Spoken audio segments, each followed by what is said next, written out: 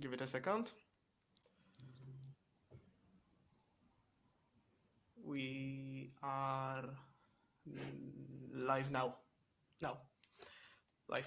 Hello, everybody, and welcome to the Launch Nocode podcast. My name's Natalie, and I'll be your host today. With me, I have Sara, an epic no-code maker, automator, and the founder of PodcastOps. Hi, Sara. How are you doing? Hi, Natalie. I'm great. Thanks for having me. How are you today? I'm good, thank you. Thanks so much for joining me. I thoroughly enjoyed a couple of weeks ago going on one of your podcasts as well.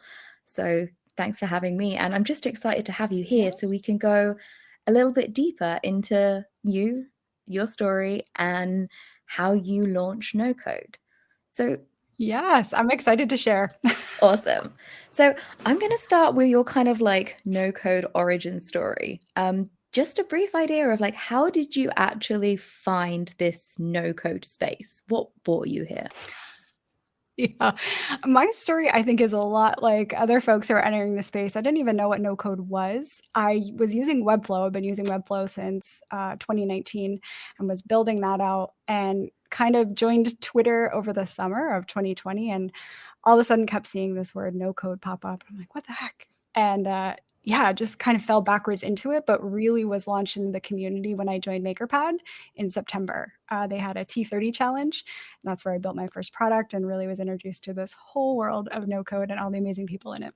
So when you say T30, what do you mean? Mhm.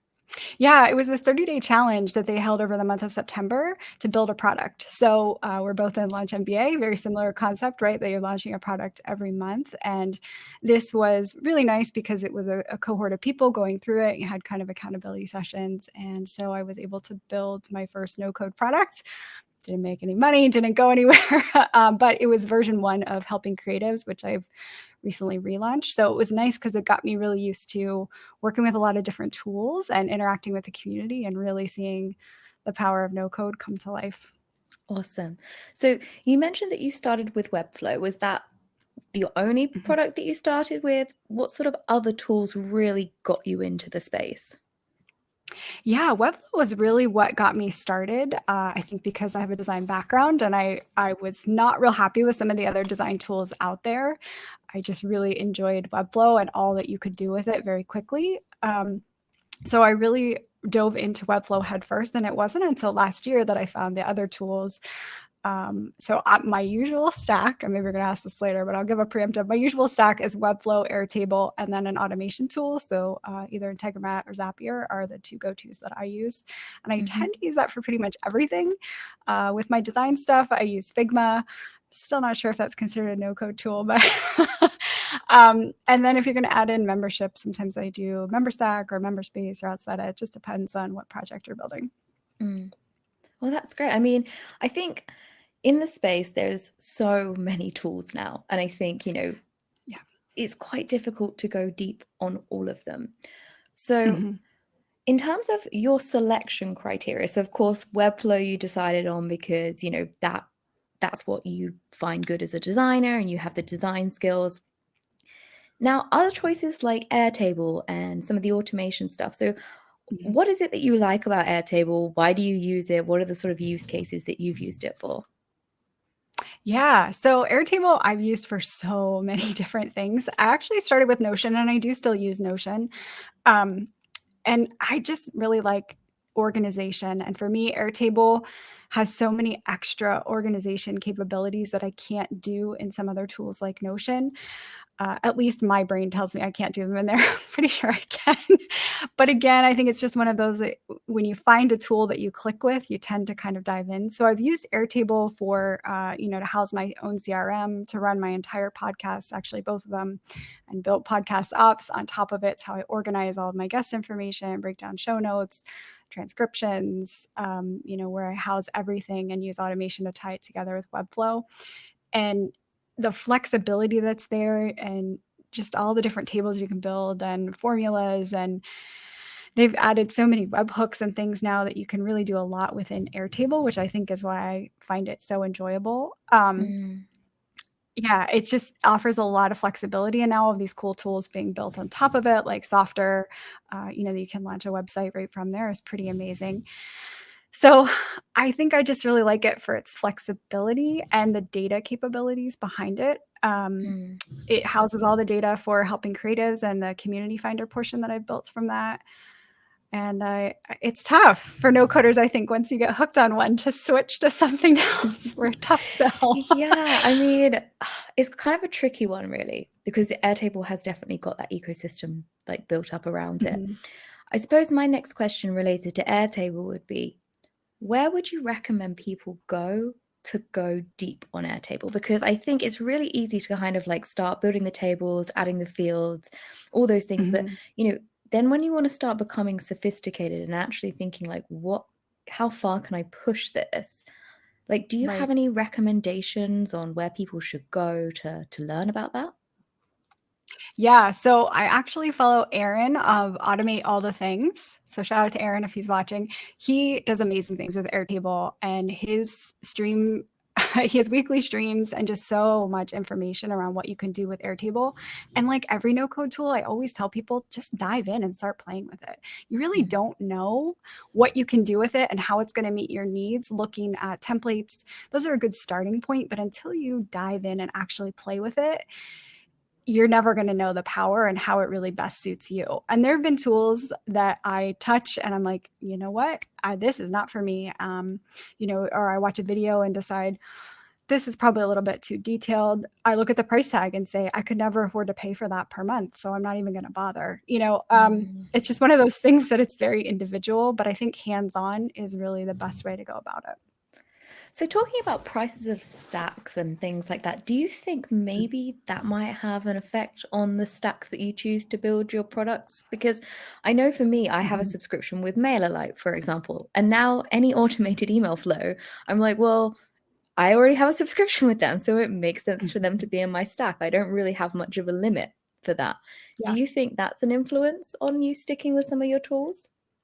Yeah, 100%. I mean, I think I've seen a lot of threads going around on Twitter recently about, you shouldn't be building no code tools for no coders because we don't have the money to pay for all of them. We're not your target audience. Yes, I build with Webflow because I have Webflow plan. Now to add hosting, it is additional for each one. But one, I'm comfortable with the product, and two, yes, that's where my money is already going. So I'm going to continue to spend there. Same thing with Airtable. I think because they keep adding functionality that's already built in and it's already a per month cost for me, that's really beneficial. When it comes to automation tools, it's tough because I like both of them equally. I really like Integromat and Zapier for the different things that they do. So I have a soft spot for that. But yeah, when I'm evaluating new tools, price is the first thing I look at. I just can't afford to buy all the things that I want to run. I'd pay hundreds of dollars a month to have every tool that I want. Yeah, I mean, it's interesting you should say that no code makers are not necessarily the target market for the tools, or people shouldn't make it for them.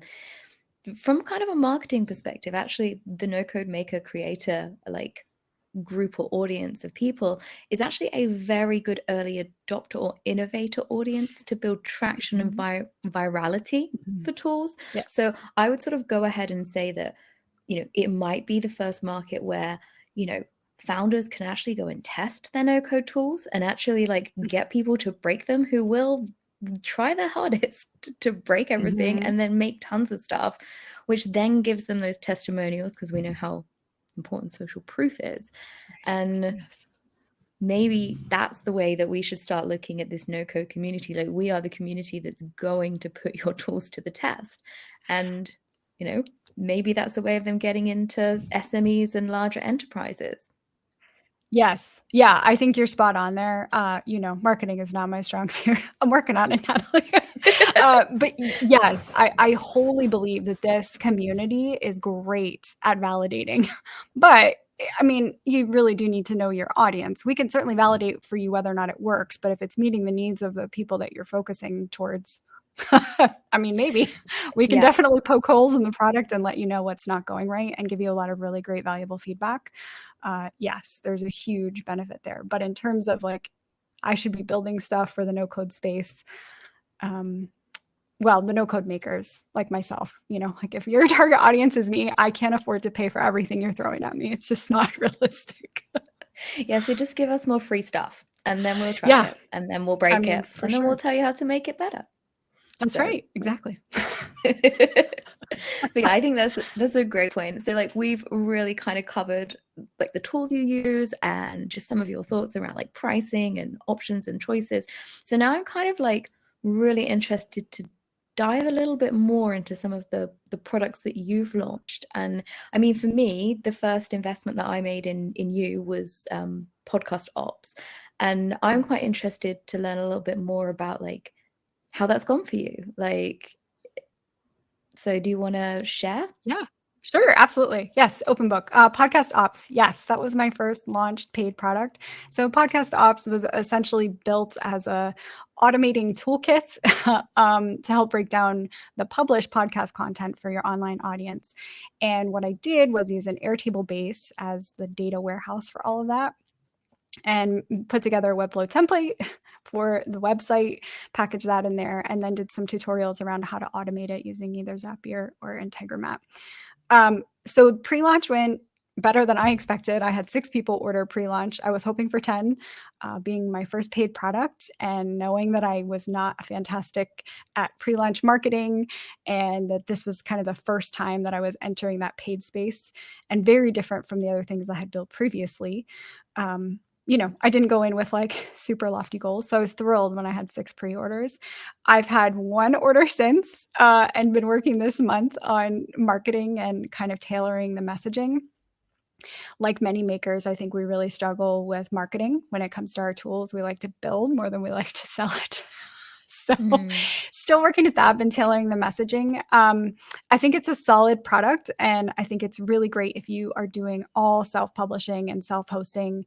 And I say that with a grain of salt because, of course, you're using a platform to host your RSS feed for your podcast. But in terms of all the editing and, getting guests arranged and setting everything up, this helps you with all that organization.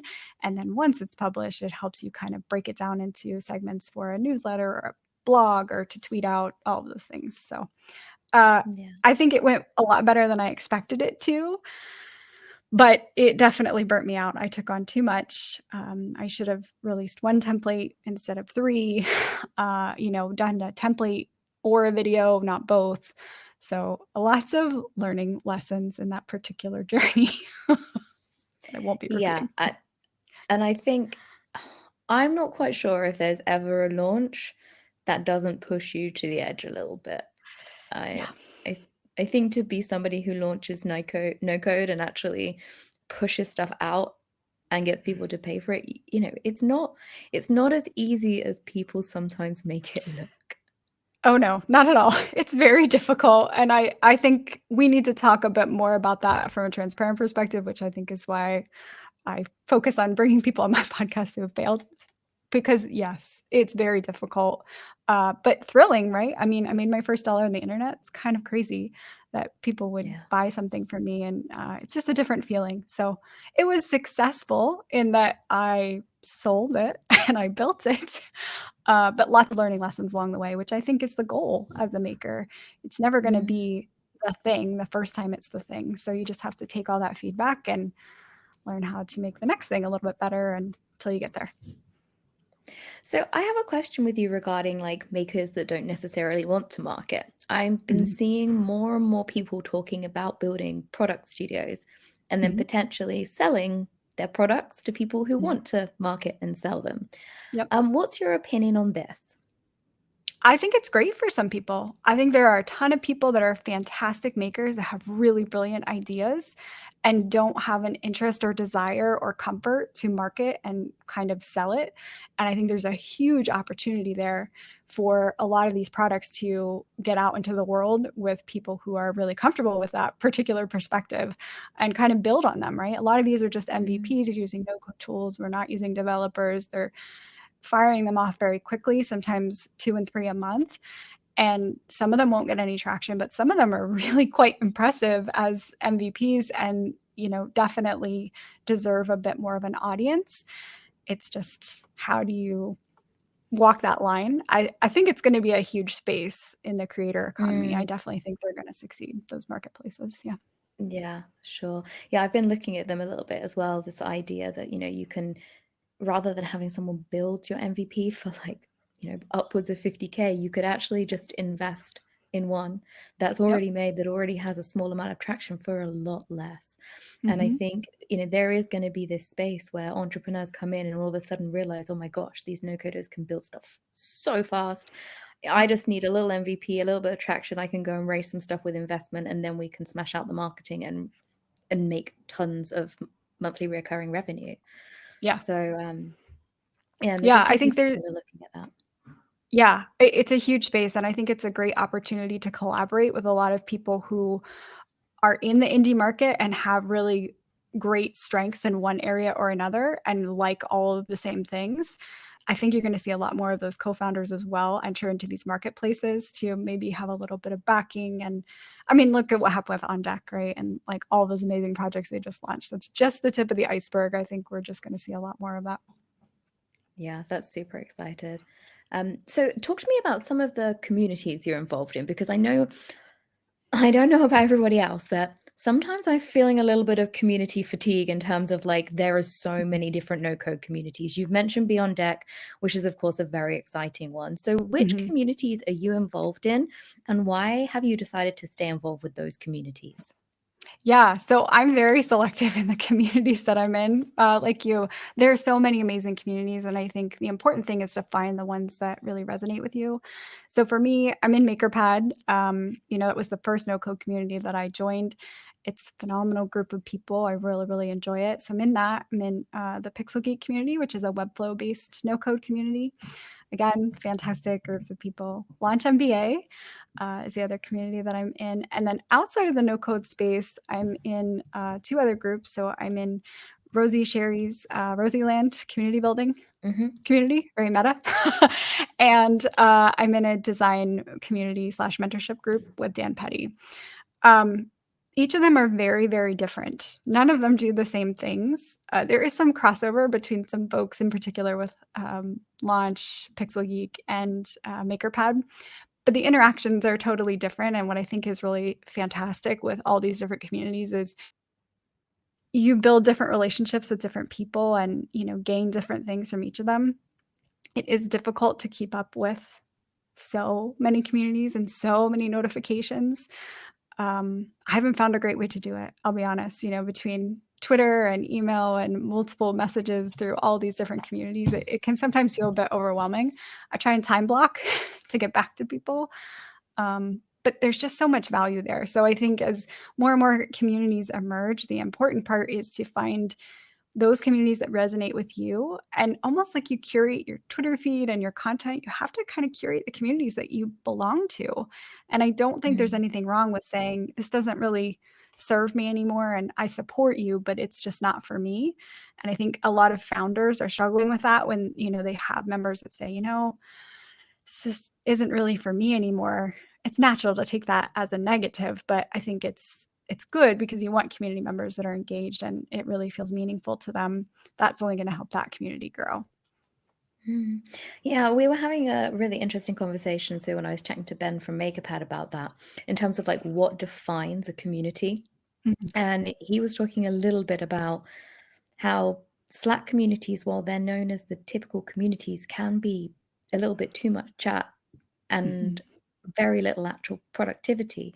Yeah. Whereas he sees communities as more of, it can be even a light touch community. It's just anybody who's engaged with your brand and is actually like either taking or contributing to the community as a whole. He sees it a lot more like, I suppose, the Webflow community, which isn't necessarily run by Webflow themselves. In fact, people love the tool so much that they've just gone off and like made their own communities related to building it, Oh yeah.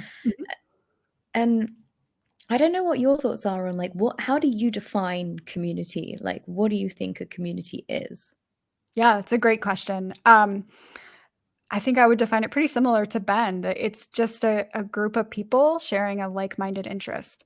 How and when they meet and how they connect isn't really as important as that you're on the same kind of path in terms of interests and like-mindedness, and that it's a safe, trusted space. So I think that can be multiple ways. I've found a lot of great community just by having these little one-off conversations, right? With my podcast guests, I've built a little community, as I'm sure you're finding, and you interact with those folks in different spaces. And sometimes it's a random DM or email, but you do feel like it's a community because you have a shared common interest. So I think there's been a great push for a lot of forum-based communities and a lot of Chatter and Slack and Circle. And, these are all great platforms and great people, but we need to broaden a bit the definition of community and look at it as, we had meetup groups before the pandemic. I'm sure they'll come back. There's lots of different ways to embed community without it being so forum driven and resource driven and just more about connection. It's really what I'm trying to build, is just more connection based community and that trust. Yeah. And I suppose for me, community is human. It's something that relies on human to human connection. Like, it shouldn't be defined by the technology stack we build a community on. And I know that you are doing quite a bit of work with kind of helping the creative community in general. You mentioned that your first product was related to empowering creatives, and you've kind of relaunched that. So do you want to share a little bit with us and the community about what you're working on at the minute? Yeah, absolutely. So I'm working on, it's a platform called Helping Creatives. So the first version was under MakerPad, and I launched this video-based application system. So it didn't really have to do with resumes. The problem with creative folks is a lot of times their resume does not match their skill set. They bring a lot to the table that's hard to articulate on paper and kind of overlooked, especially when they're switching careers. There's a lot of great platforms that already exist out there. So I kind of scrapped that. Not totally, just reimagining it, and relaunched in December with Community Finder, which is a curated list of communities all across all different creative fields, writers, no coders, indie hackers, entrepreneurs, whatever it is that you're doing in the creative space. You need to find that group of people that's trusted and supported. And I found it really difficult to find a spot to search for them. So I'm building that out. And the platform itself, it really ties together with the podcast that I have, and I'm starting to add a newsletter so I can get in touch with folks just to talk about the journey from a more traditional role to something non-traditional. So I consider those creative roles. They may or may not be, really how to get from A to B. I left a corporate career of 20 years to enter into this space kind of without a community, without a plan, just figuring out as I go along, and learned a lot. And the more I talk about it, the more that seems to resonate with a lot of people. And as most folks, if you're aware of me, I'm very transparent and honest. And I talk about how really difficult it is. And it's not fast. I didn't sell 10 copies of PodcastOps, and that's surely 10 people in the anyway.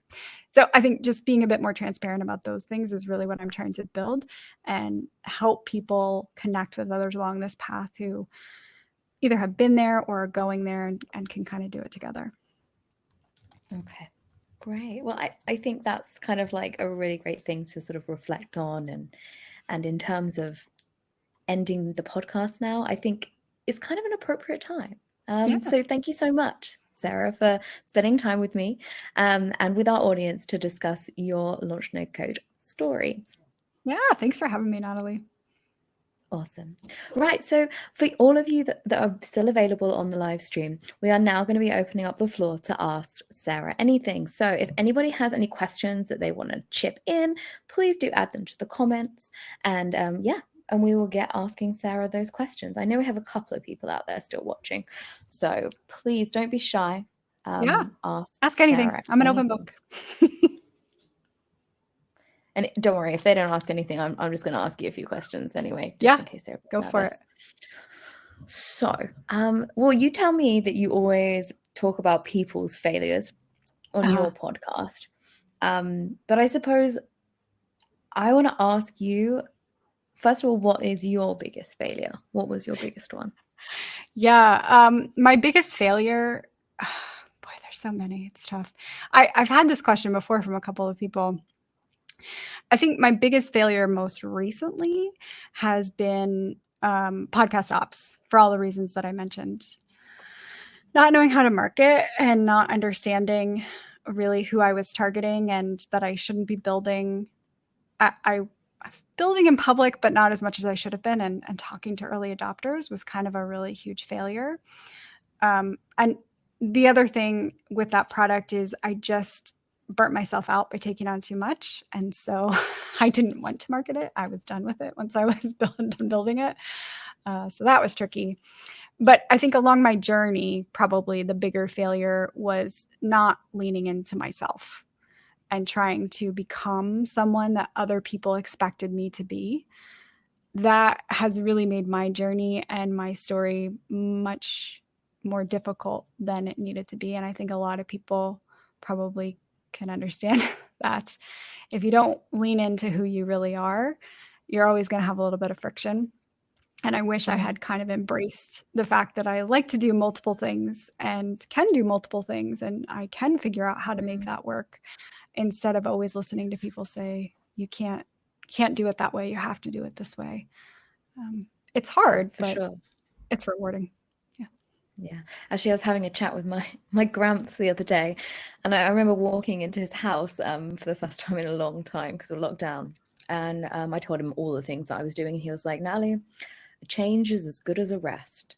And I was like, actually, do you know what? Like, maybe that's why I enjoy doing a few different things, because just changing your mindset actually allows your brain to rest on something. If you spend some time doing content creation, you're resting maybe your artistic brain. If you then do the design stuff, you're then resting your writing brain. And you know, you can actually rest by doing multiple projects at the same time. You don't have to focus wholly on one thing. We're not all like that. So Yeah. Great. So I'm going to ask you a much harder question.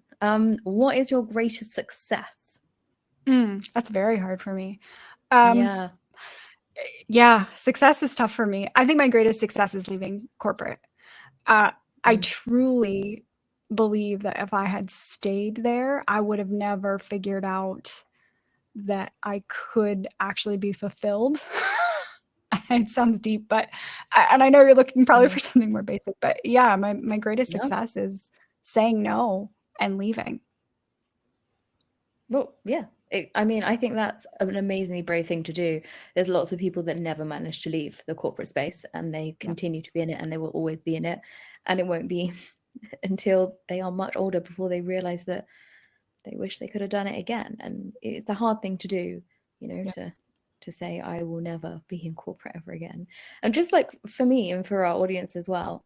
Oh, okay. So we've got a question that's come in now. So Chet Hall asked a question related to tools. So this is an interesting one, actually. So what other no-code apps similar to Airtable have you used? Or I suppose if you haven't used them, have you heard about? Yeah, I know about Rose. I think Rose, it used to be something before it was called Rose. I haven't looked into Rose at all. I mean, of course I've used Google Sheets. I don't know if that technically counts as no code, but yeah, I don't know that there's too many that do. Coda is kind of a cross between Airtable and Notion, right? A little bit. Sure. Yeah. That's it. I truly use Airtable for everything. Yeah, I mean, I think that's the thing, because it's dominated the market so much. I know there are a few competitors that are sort of coming out to it, and I suppose it depends on what can be integratable. So for example, like Stacker is now they've got their beta Google Sheets integration, which means that, you know, all of a sudden, all the things you had to use Airtable for Stacker, you can now look at Google Docs. I know there are some other organizations looking at that. You're right. Coda is still trying to find its identity a little bit, I feel. Yeah, it's very confusing to me. I think it's a great product, but it's just confusing when I think about what I would do with it. Like, I'm not sure where it fits in my stack yet, so it's not there yet. It's certainly worth getting on the phone with some of the builders from Coda and seeing what they've built, because actually they've almost built internal business infrastructures just on Coda, and it's actually pretty awesome. So they can have their accounts running, their CRM running, all of it that just feeds into each other. So I suppose I see it as a cross between Notion and Airtable wrapped into one at the minute. And I know you can import Airtable bases into that. So thanks for that, Sarah. Is there any other questions from the audience about tools? That was a good question. Yeah, currently not. So currently not any questions about tools, but we're only actually going to be on the air for another 5 more minutes, and then we're going to be ending today because I am actually heading off to prep for a chat with the co-founders of Shout Out, which will be in about an hour and I think it's an hour and a half, an hour and 20 minutes. I'll be jumping back in for that live stream, so that will be exciting. Shout Out's a great product. Yeah, it is. Do you use it? Unpaid plug for them. Yes, I love Shout Out. Yeah, it's a great product. Great founders. I have one as well. Yeah, I actually used it for a 24/7 Nocode challenge where I got everybody to list the last 3 tools they'd used in the last 24 hours. And then I took all of those posts and made a wall. I haven't actually published that anywhere yet. I need to do that.